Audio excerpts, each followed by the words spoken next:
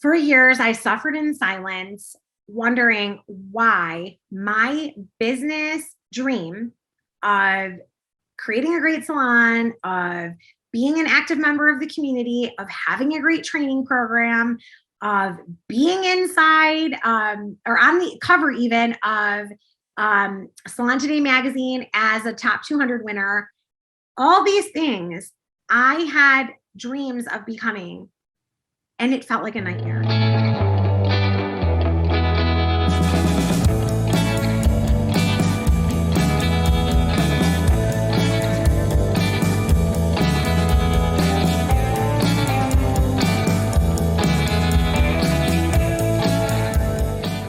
Have you ever looked in the mirror and said, is this it? Seriously, what am I doing? I know I have.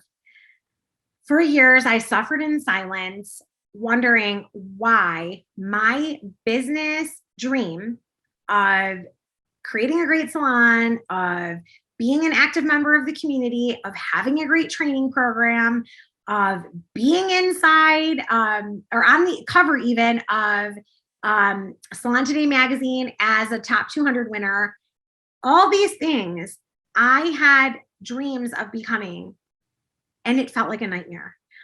I looked in the mirror and said, how did I get here?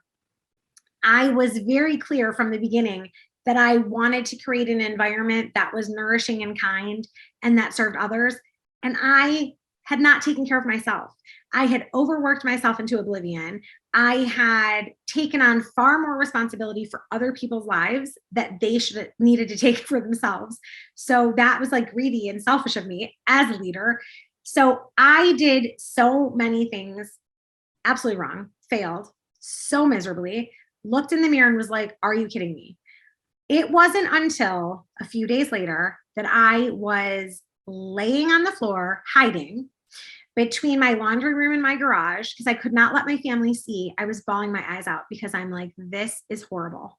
What is going on here? And it was because I was not in tune with my life purpose, with my mission to serve. I just was going through the motions. I was completely numb and not living my life to its highest purpose. So once I was able to step back from that, I got some guidance from a mentor who told me that I had to start with loving myself, showing myself some genuine love and kindness, and actually being my own best friend, which was very awkward, very awkward. I was, I think my youngest son was like just a year old. So I just stopped nursing. I was fat. I felt insecure because I felt like I wasn't doing a good job in my business. Things were like not that great. I mean, to the outside world, we were successful and things looked great. But to me, I'm looking in the mirror like, are you kidding me? How did we get here? So I was like, this is crazy. I felt like all this judgment. Oh my God, if my family knew, I was looking in the mirror and saying, I love you, Tracy, you're amazing. They think I was insane. Like nothing about this was comfortable for me. It was so awkward. Like I could almost cry telling you now. However, once I was like, you know what? This is awful. I will try anything. So my dear friend, Jack Canfield, that wrote The Success Principles, that he said, yeah, be so in love with yourself that you make other people jealous. Love yourself so much that like everyone around you is like, I want that. And so I was like, okay, I will try this. So that is one of the things that led me to building the pieces back up. That's how I discovered, okay, loving myself. That's how we discovered how to create a training system that was actually written down. So it wasn't in my head that I was blaming my team anymore. That's how we discovered how to really write up a script for how we toured our clients in the salon so that we had a standard skill instead of if I wasn't there, it wasn't getting done that way. Or I was looking around like, why isn't she doing it right? When it was all here, right?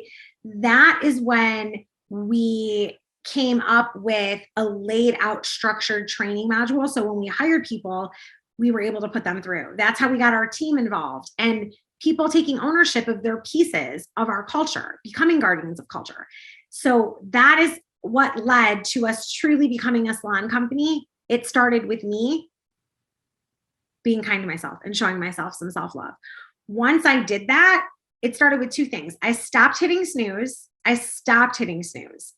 Which was so hard. And I started looking in the mirror, looking into my own eyes and telling myself, I love and appreciate you for the things I was doing.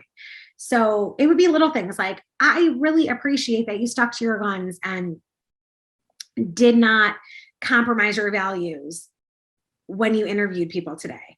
I love that you really stayed true and left work on time. You put someone in charge of making sure, which is somebody, that was on my team. You put someone in charge of making sure you got out of work on time so that you could be on time for your family activities. I'm so proud of you for. And so I just would start acknowledging stuff. And then this turned into it's kind of funny, but the more love and kindness we show ourselves, the more we can have it be a ripple effect. Self-care is not selfish. But if that's something that's in your head and you need to reframe it, that's why I suggest just do it for others. I'm going to love myself in honor of how I treat my husband. My husband deserves absolute love, appreciation, and gratitude. My children deserve a mother that is treating them with love, kindness, and appreciation for their growth and development. So I do my self-love practice for them, and that works for me. So however you do it, just do it and know that you deserve it.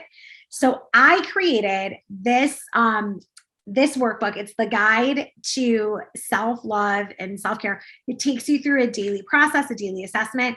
It is my free gift to you. I want share it with every woman you know. There is not a woman on the planet that does not need this love and appreciation. So please enjoy it. Let me know. There is a 30-day tracker in the back that I want us to turn into a challenge. So get your self-love workbook now, and then I will be in touch about when we'll kick off a challenge, and hopefully we can get lots of people involved so it can be super fun. I love you. I know that you love you. Just show yourself some genuine love and kindness. And if things pop up that we don't love about ourselves, you get to do anything you want today. So you get to choose and change any behavior you want. So I love you. I appreciate you. Thanks for being here. And make sure you get your workbook to show yourself some love. I'll see you soon. Take care.